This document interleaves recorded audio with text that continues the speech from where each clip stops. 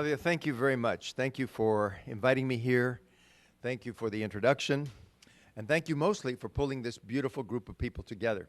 I've had the privilege of coming a number of times and being part of the early years of formation of this effort, and it only gets better.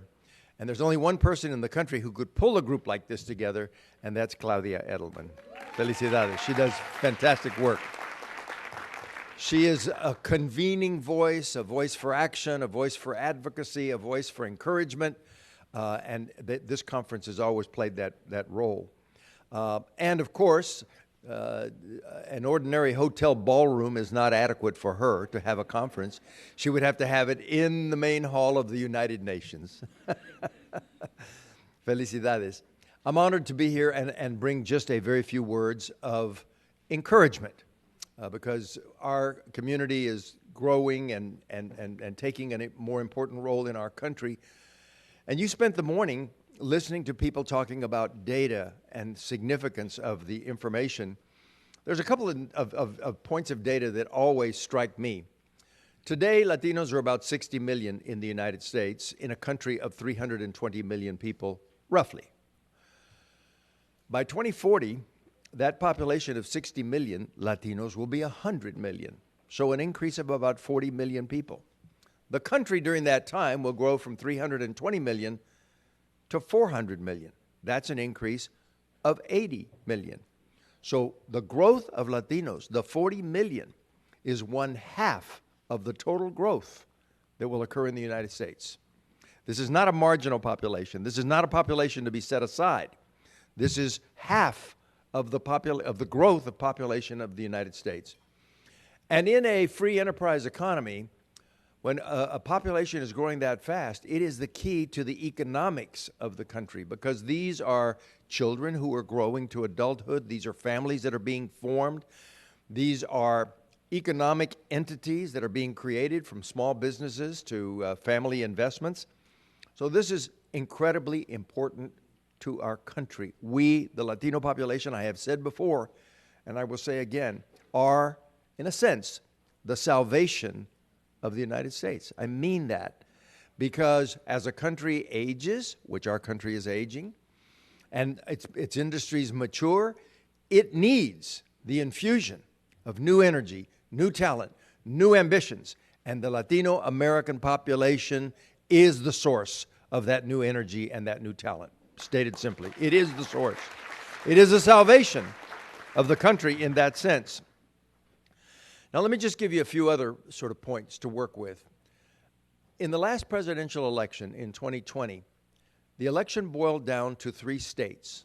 After the election night and then the following day, it was until Saturday that the election could be decided, because the votes had not yet been counted in Georgia or in Arizona or in Nevada.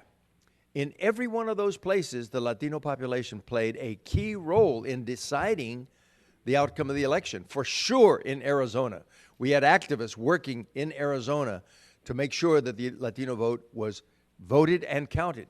And in Nevada, again, a very close election. Now, that was 2020. Then this year, in 2022, when we had senatorial elections, again, as you saw last night, Georgia, where the Latino vote in places like Atlanta, Fulton County, DeKalb County, Cobb County, and Gwinnett County was very, very key.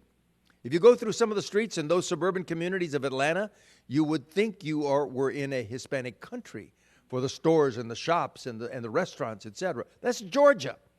Again, this year, the election was not decided till very late in Arizona.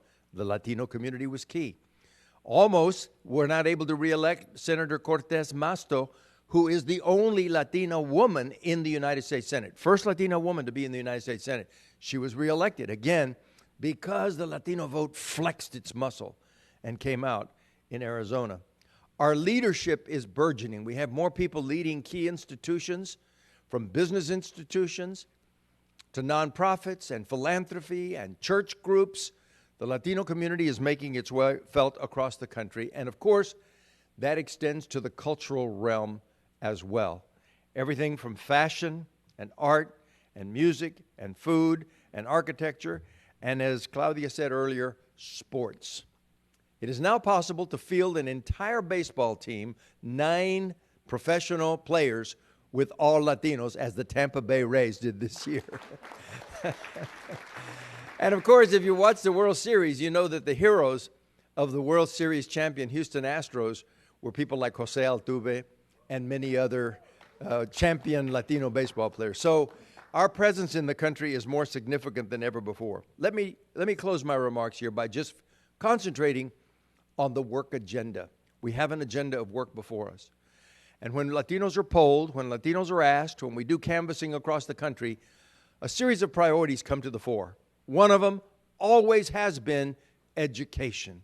We have to focus on better K through 12, accession to community colleges, better investment in higher education. We now have more presidents of universities than we've ever had, and we have a Secretary of Education who is presently a Latino. We have to focus on scholarships and school attainment and graduation rates and pre-K, and all of those elements are absolutely essential to the Latina agenda. We have to focus on economic empowerment, and that means moving people up in the corporate sector. It also means forming our own small businesses. The fastest growing segment of small businesses in America are Latinos, and the fastest subset are Latinas who are forming businesses at unprecedented rates. When we form small businesses, we create intergenerational wealth. We create real net worth. It's absolutely critical. When we work on procurement strategies to relate to the large institutions that let contracts and our purchasers of our products, we move our community forward. This is absolutely key to the future of the country itself, and the Latino community is going to show itself as a champion in that regard. We need more emphasis in electing people, political empowerment. We have present one of the pioneers of political empowerment for Latinos in the country in Dr. Juan Andrade, who has worked throughout 30 states in the northern United States and everywhere else in the country to elect people bipartisanly, Democrats and Republicans. We need to play in both arenas and elect people from city council members and school board members and county commissioners and state representatives and governors and senators, and yes, soon, a president of the United States. That's going to happen. And of course, there are hot-button questions that we need to address as well. We cannot stand by and watch the issue of immigration continue to divide the country. We know there are solutions to the immigration issue. Yes, there needs to be protections along the border, but there also needs to be legalization of the 12 million people who are here, have been working and been here for generations, and who deserve to be legalized. And then we cannot have a permanent underclass in our country by leaving them legalized but not citizens, a path to citizens. All of these must be our priorities. So let me close my remarks once again, thanking you for being present. Your energy, your youth, your ambition, your leadership is the juice, is the fuel that will propel our country forward. I want to thank Claudia for her great idea several years ago and continuing to stay with it. And I want to say to all of us, no matter what our state in life, adelante, trabajando para un mejor futuro, todos juntos. Gracias. Thank you very much.